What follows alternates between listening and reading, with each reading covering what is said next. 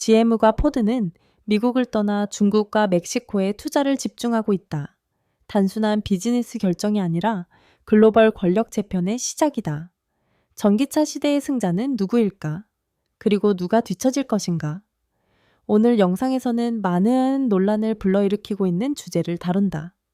하지만 먼저 한 가지 주의사항. 이 콘텐츠는 분석 및 교육 목적을 위한 것이며 어떤 정치적 입장이나 조직을 대표하지 않는다. 열린 마음과 비판적인 시각으로 접근하자.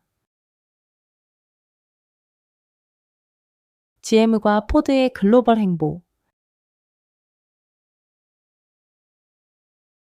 세계가 전기차 시대로 접어들면서 미국 자동차 산업의 두 상징인 GM 제너럴 모터스과 포드는 과감한 결정을 내렸다. 수천 명의 일자리를 없애고 해외 투자로 방향을 튼 것이다. 이는 단순한 비즈니스 전략이 아니라 세계 자동차 산업의 심장에서 벌어지고 있는 지정학적 기술적 재편의 분명한 신호다. GM은 미국 내 5개 공장 폐쇄와 13,000명 해고를 발표하며 충격을 안겼다. 이는 단순한 비용 절감 차원이 아닌 장기적 비전의 반영이었다. GM은 전기차 EV 중심으로 방향을 전환하며 중국과 인도의 생산 기반을 확대하고 있다. 이들 국가는 빠른 도시화와 정부의 전기차 보조금 정책으로 매력적인 시장으로 부상했다. 포드 역시 같은 길을 걷고 있다. 2,000명의 감원을 단행하고 차세대 전기차 개발을 위한 T3 프로젝트에 500억 달러를 투자하고 있다. 특히 포드는 블루오벌 SK와 BML과 협력해 고체 배터리 기술을 개발 중인데 이는 기존 리튬이온 배터리보다 효율성과 내구성이 뛰어난 획기적인 기술이다. 이 기술은 주행거리 확대는 물론 충전 시간을 대폭 단축시켜 글로벌 소비자들의 마음을 사로잡을 중요한 열쇠다. 하지만 이 이야기에는 더 깊은 층이 있다. 바로 글로벌 공급망의 재편이다.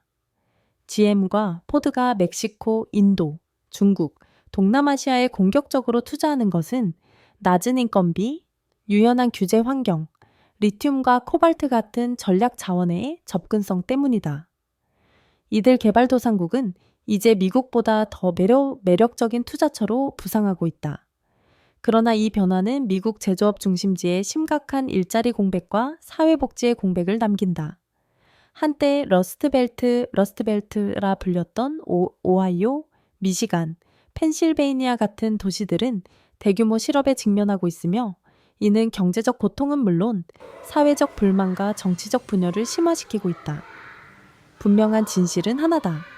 새로운 글로벌 시대에는 배터리 기술과 전기차 생산을 지배하는 나라가 경제적 정치적 패권을 쥔다.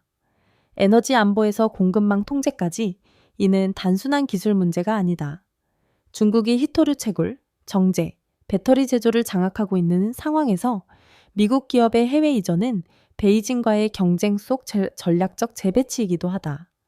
GM과 포드는 주주와 시장 가치를 위한 최적의 길을 선택하고 있지만 그것이 여전히 미국 노동자들을 위한 길인가? 진짜 질문은 이것이다. 누가 전기차를 만들 것이냐가 아니라 누가 그 기술적 꿈의 혜택을 누릴 것이며 누가 뒤처질 것이냐이다. 여러분은 어떻게 생각하는가? 언젠가 당신 아이가 아빠, 미국 차는 어디서 만들어져요? 라고 물으면 베이징이야 아니면 벵갈루루라고 답해야 할까? 댓글로 예측을 남겨주세요. 테슬라보다 더 정확히 EV 미래를 예측할 사람은 누구일까요?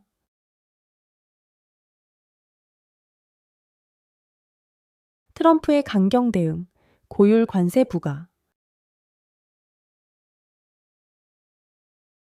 GM과 포드 같은 대기업들이 미국 외 지역으로 생산을 이전하자 도널드 트럼프 전 대통령은 가장 강력한 경제 무기를 꺼내 들었다. 수입 자동차와 제품에 대해 200% 관세를 부과한 것이다. 이 조치는 미국 내 재투자를 압박하고 무역 불균형으로 이익을 보는 국가들, 특히 중국, 독일, 일본, 멕시코에 대한 징벌적 조치였다. 그러나 이 정책은 오히려 역풍을 일으켰다. 금융시장이 흔들렸고 글로벌 공급망에 혼란이 생겼다. 관세 발표 직후 미국 주식시장은 폭락했다. 다우존스는 48시간 만에 800포인트 이상 하락했고 나스닥과 S&P 500도 동반 하락했다. 이는 원가 상승과 소비 둔화 우려에서 비롯된 것이다. 아시아에서 라틴 아메리카까지 연결된 공급망을 가진 글로벌 자동차 기업들은 투자를 동결하거나 보다 자유무역 지향적인 캐나다나 동남아로 전환하기 시작했다. 자동차 산업만의 문제가 아니었다. 가전제품, 컴퓨터, 스마트폰, 의료기기까지도 타격을 입었다. 이들 제품의 부품과 원자재 상당수가 해외에서 조달되기 때문이다. 미국경제연구소 NBER에 따르면 트럼프의 관세 정책은 평균 미국 가정의 연간 801, 즉 200달러의 추가 비용을 유발한 것으로 추정된다. 더 심각한 문제는 주요 무역국들의 보복 관세다. 중국은 미국산 대두, 돼지고기, 항공기 부품에 고율 관세를 부과하며 트럼프의 핵심 지지 기반인 농업산업주를 정조준했다. 유럽연합은 버번 위스키, 오토바이, 섬유에 보복 관세를 부과했고 캐나다와 인도도 빠르게 대응했다. 이 정책은 미국 제조업의 구조적 취약성을 드러냈다. 즉, 글로벌 공급망에 지나치게 의존하고 있다는 사실이다. 리튬 배터리, 히토류 자석, 반도체 부품, 자동차, 스마트폰, 첨단 무기의 핵심 부품들은 대부분 중국과 한국에서 제조된다. 관세는 기업들을 미국으로 불러들이지 못했고 단지 비용을 올려 점리어 인플레이션을 부추긴 셈이다. 정치적으로 트럼프의 200% 관세 정책은 보호무역주의 유권자들에겐 매력적일 수 있었지만 애플부터 테슬라에 이르기까지 미국 성장의 주역인 다국적 기업과 첨단 산업계는 강하게 반발했다. 이들은 무역전쟁이 미국의 장기적 경쟁력을 약화시킬 수 있다고 경고하고 있다. 노동자의 붕괴와 보이지 않는 노동계층의 부상. GM과 포드 같은 대기업이 글로벌 경쟁력 확보를 추구하고 정부가 국가 이익을 명분으로 무역전쟁을 벌이는 사이 조용히 희생되고 있는 집단이 있다. 미국의 산업 노동자들이다.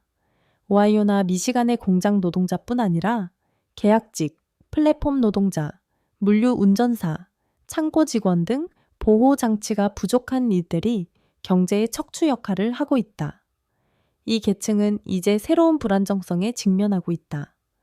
전통 제조업 일자리 감소로 인해 많은 이들이 물류나 플랫폼 노동에 의존하고 있는데 이 역시 글로벌 공급망에 크게 의존하는 산업이다. 공장이 폐쇄되거나 해외로 이전하면 단지 실업률만이 아니라 전반적인 일자리 질도 떨어진다. 복지 혜택은 사라지고 고용 안정성도 무너진다. 더 나아가 AI와 자동화가 창고 시스템과 전기차 생산 라인 전반에 확산되면서 이러한 임시 대안조차 위태로워지고 있다. 그 결과 일자리는 있지만 번영은 없는, 즉 고용되어 있지만 소외된 새로운 노동자 계층이 형성되고 있다.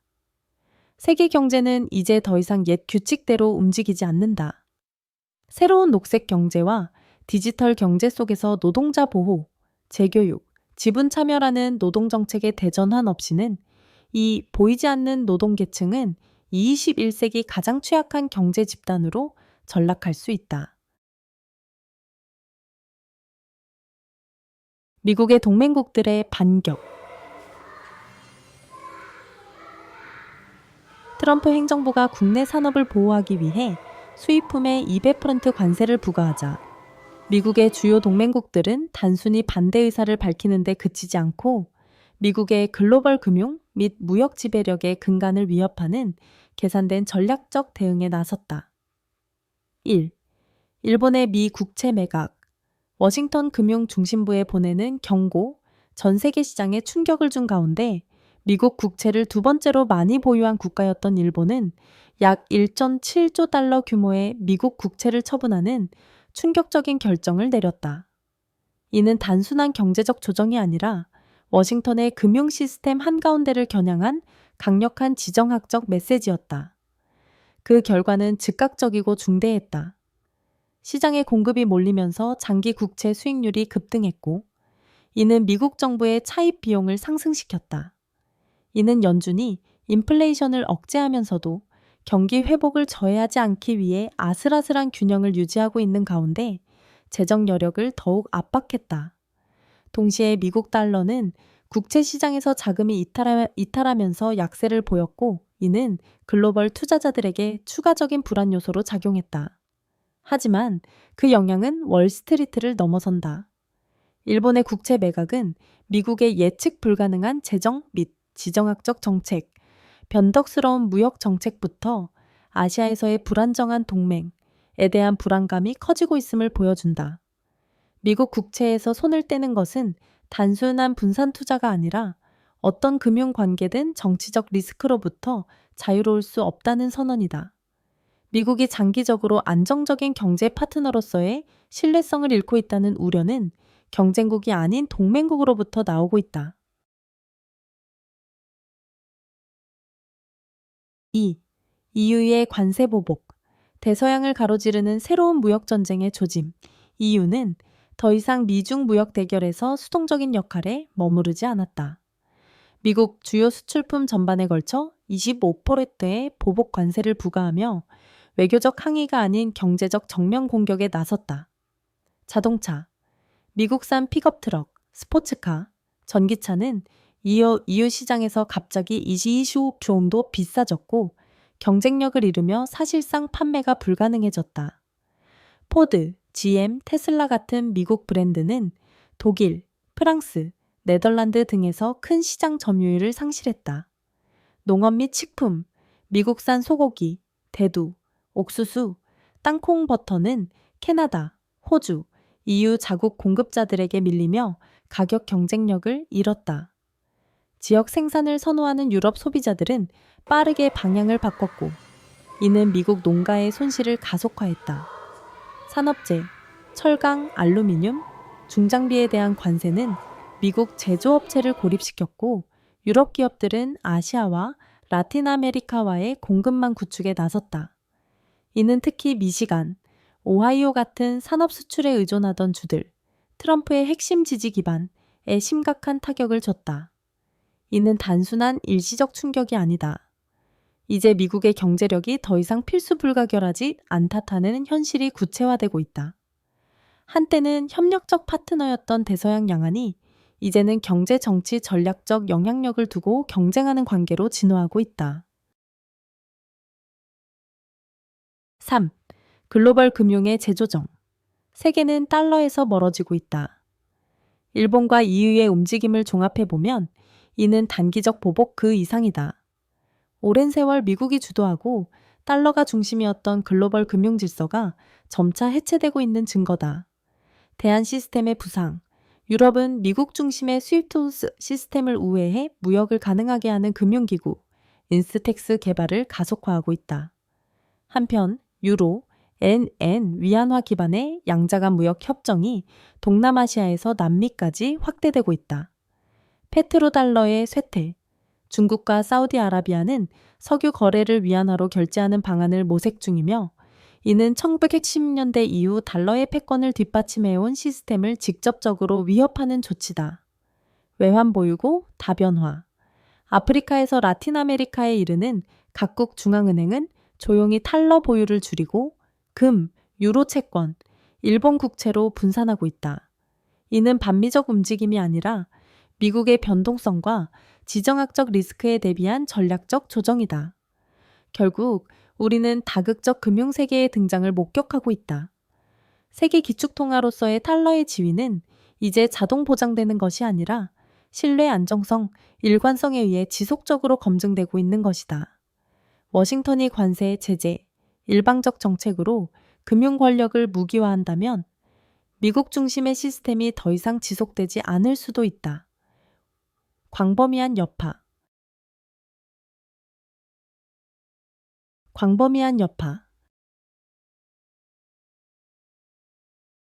트럼프 행정부의 200% 관세 정책은 단순히 기업과 동맹국에 충격을 준 것이 아니라 평범한 미국 소비자들의 지갑에 대한 간접적 과세로 작용했다.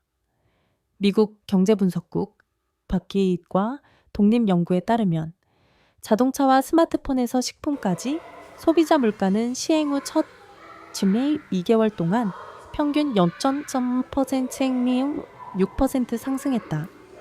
이는 평균 가게당 연간 8,000총100의 추가 지출을 의미하며 유지비, 교체 부품, 운영비 상승 등 숨겨진 비용은 제외된 수치다. 1. 자동차.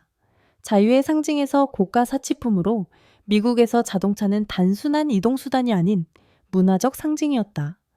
독립과 경제 참여, 즉 아메리칸 드림의 중심이었다. 하지만 이제 자동차는 수많은 중산층과 노동계층에게서 점점 멀어지는 고급 사치품이 되고 있다.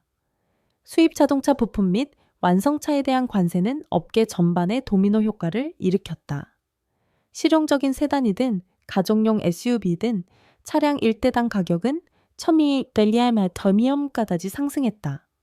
정체된 임금과 생활비 상승에 직면한 소비자들에게 이는 차량 구매를 포기하거나 부채를 감수해야 하는 선택지로 전락시켰다. 현대, 토요타, 닛산 같은 브랜드는 관세를 피하기 위해 캐나다, 멕시코, 유럽으로 생산을 이전하고 있지만 이는 국내 제조업 일자리의 침식을 의미한다. 켄터키, 엘라베마, 테네시 같은 주는 공장 축소, 정리해고, 공급망 혼란을 겪고 있다. 경제적 문제만은 아니다. 지역 사회를 지탱하던 자동차 산업이 흔들리면서 숙련 기술자, 엔지니어, 물류 전문가들이 세계 각지 이사회에서 결정된 전략에 밀려난다. 메시지는 분명하다. 세계화는 기업의 이익을 보호할 수 있지만 미국 노동자는 위험에 노출될 수 있다. 자동차는 이제 해방의 수단이 아닌 경제정책과 현실 사이의 격차를 드러내는 사치품이 되고 있다. G. 전자 및 기술, 약화되는 혁신, 소비자가 표적 통신, 업무 교육, 오락 등 삶의 모든 영역에서 우리는 디지털 세계에 의존하고 있다. 그러나 그 기반이 되는 기술은 점점 비싸지고 역설적으로는 덜 발전되고 있다. 아시아 수입품에 대한 고율 관세로 인해 전자제품 전반의 가격이 상승하면서 기본 기술조차 손에 넣기 어려워졌다. 2023년 이후 출시된 새로운 아이폰은 팔리썸날 보험지로 더 비싸졌고 델이나 HP의 노트북, 태블릿, 플레이스테이션, 엑스박스 같은 기기는 5% 10% 가격 상승을 겪었다. 그러나 문제는 단순한 가격이 아니다. 더 심각한 문제는 제품 혁신과 품질이 희생되고 있다는 점이다. 제조업체들은 시장 점유율을 유지하기 위해 비용을 줄이려 하며 그 결과 저급 소재 사용, 기능 축소, 혁신 축소가 이루어지고 있다. 결국 소비자는 더 많은 돈을 내면서 더 적은 가치를 얻게 된다. 기술 부문은 혁신과 속도에 의존하는 산업이다. 글로벌 공급망 지연과 생산비 상승은 연구개발 위축과 차세대 기술 접근 제한을 초래할 수 있다. 학생은 노트북 업그레이드를 미루고 가정은 스마트 기기를 포기하며 저렴한 기술에 의존하던 소상공인은 도태될 수 있다. 이제 이는 단순한 소비 여력의 문제가 아니라 장기적 경쟁력과 혁신 접근의 평등성 문제다. 3. 식품. 식탁 위로 침투한 인플레이션 경제정책 중 가장 민감하게 체감되는 영역이 바로 식품이다. 인간의 가장 기본적인 필요이자 슈퍼마켓 물가 상승은 모든 가정에 파급 효과를 준다. 현재의 관세 보복과 무역 규제 환경은 미국의 식량 경제에 엄청난 압박을 주고 있다. 쇠고기, 유제품, 밀, 대두, 수입 과일은 이제 관세 전쟁의 한복판에 있다. 미국이 수입 제한을 하고 다른 국가들이 미국산 농산물에 보복 조치를 하면서 농가는 수출 시장을 잃고 소비자는 더 높은 가격을 부담하게 된다. 미국 농무부 USDA에 따르면 평균 4인 가족은 매달 식비로 2,000대 3,000달러를 추가 지출하고 있으며 이는 저소득층에게는 상당한 부담이다. 특히 식품 선택권이 제한된 농촌 지역이나 식품 사막에서는 영양, 건강, 가정의 복지에까지 악영향을 준다. 더 근본적인 문제는 이 구조적 취약성이다. 풍요와 효율성의 상징이었던 미국의 식량 시스템이 지정학적 충격 앞에서는 얼마나 쉽게 흔들릴 수 있는지를 보여준다. 무역 갈등은 추상적인 개념처럼 보일 수 있지만 이는 한 어머니가 신선한 채소를 살 수 있는지, 학교가 건강한 점심을 제공할 수 있는지, 고정 수입으로 생활하는 노인이 한 달치 식료품을 감당할 수 있는지를 결정한다. 이 교훈은 분명하다. 식량 안보는 이제 인도주의 문제를 넘어 무역 정책의 직접적 반영이다. 관세가 무기화되면 그것은 외국 정부만이 아니라 수백만 미국 가정의 식탁까지 위협하게 된다. 세계 무역 질서, 조용하지만 결정적인 재편성. 미국이 일방적인 관세와 보호무역 조치를 강화하는 동안 세계 다른 주요국들은 충돌이 아닌 재창조로 대응하고 있다. 조용하지만 전략적인 변화가 일어나고 있는 것이다. 워싱턴이 스스로를 벽으로 둘러싸는 사이 다른 국가들은 국제무역의 설계도를 체계적으로 재구성하고 있으며 그 과정에서 미국과 달러의 글로벌 영향력을 점차적으로 떼어내고 있다. 1. 포스트 달러 시대. 독립적인 무역 생태계의 부상 아시아, 중동, 라틴 아메리카 전역에서 강대국들은 더 이상 미국 달러를 중심으로 움직이지 않는 금융 구조를 구축하고 있다. 이는 단순한 경기 변동에 대한 일시적 대비책이 아니라 장기 전략의 일부다. 중국은 러시아, 이란, 사우디아라비아와의 석유 거래에서 위안화 CNY와 결제를 시작하며 자국 통화를 글로벌 결제 수단으로 끌어올리려 하고 있다.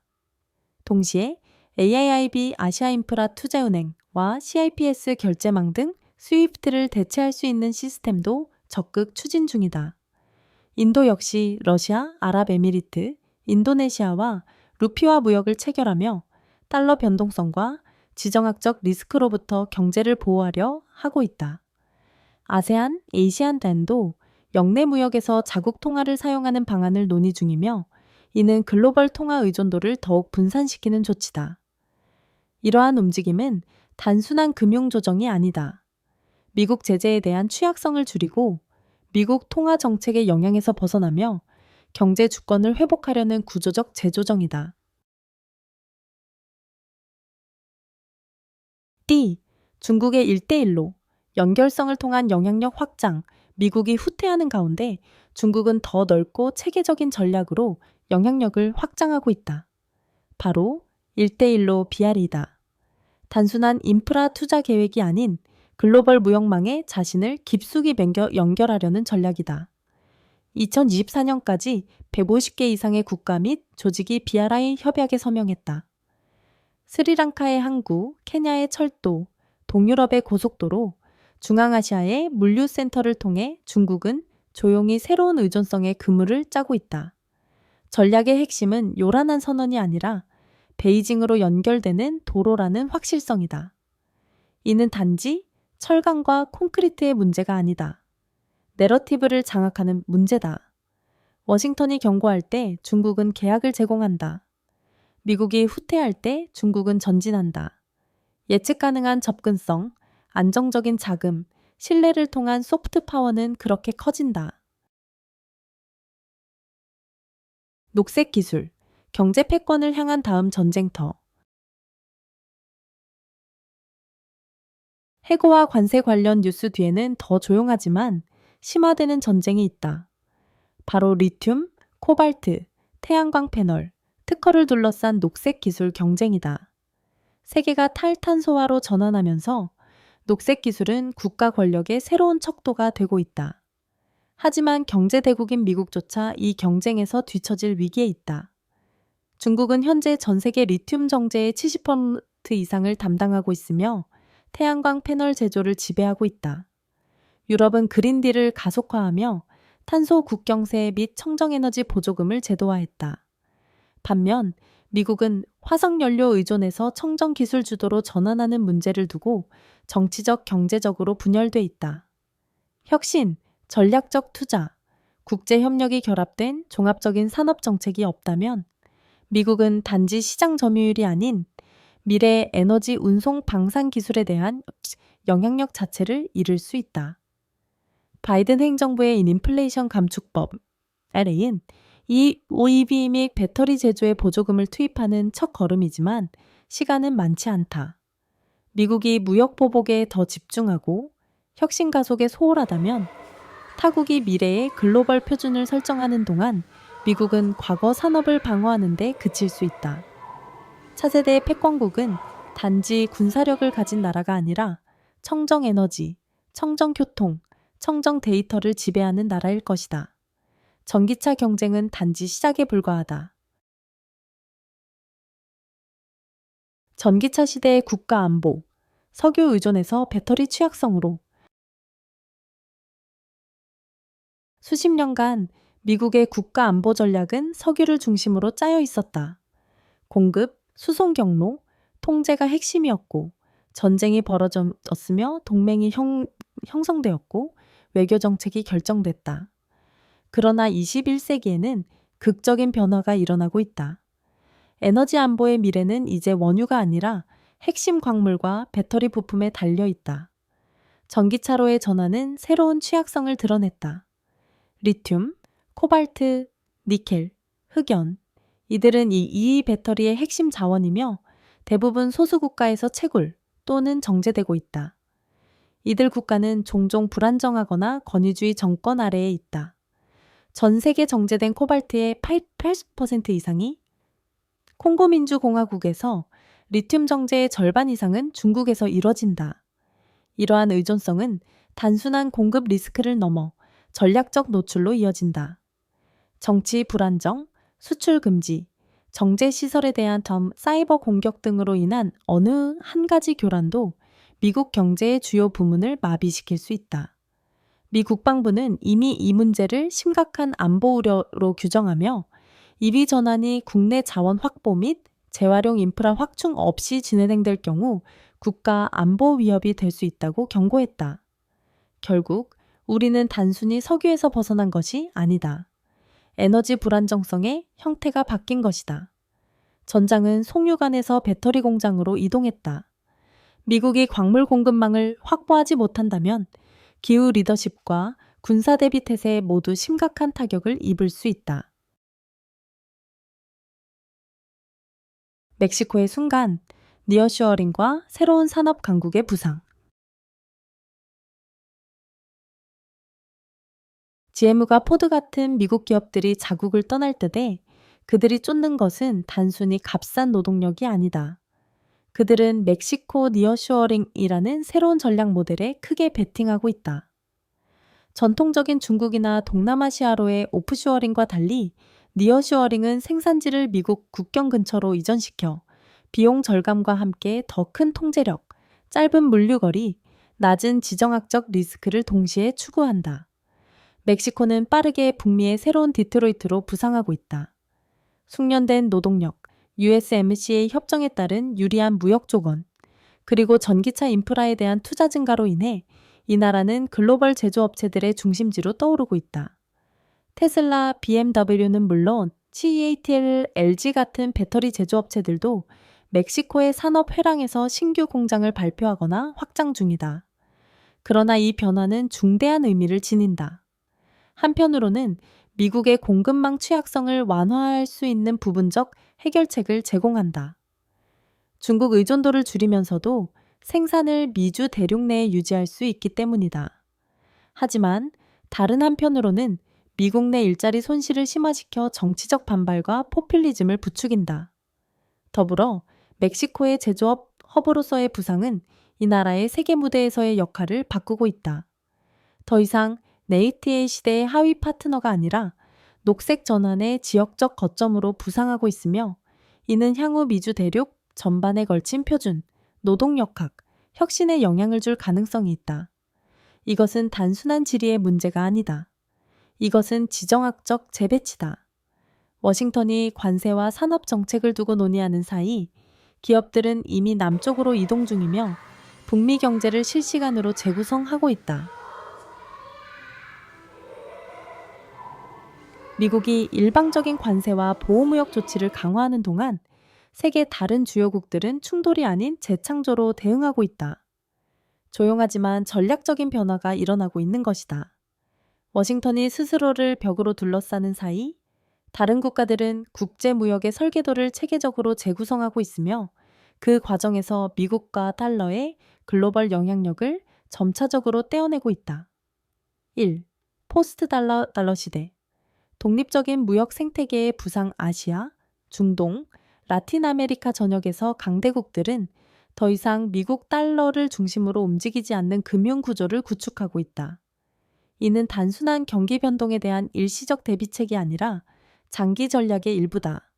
중국은 러시아, 이란, 사우디아라비아와의 석유 거래에서 위안화 CNY와 결제를 시작하며 자국 통화를 글로벌 결제 수단으로 끌어올리려 하고 있다.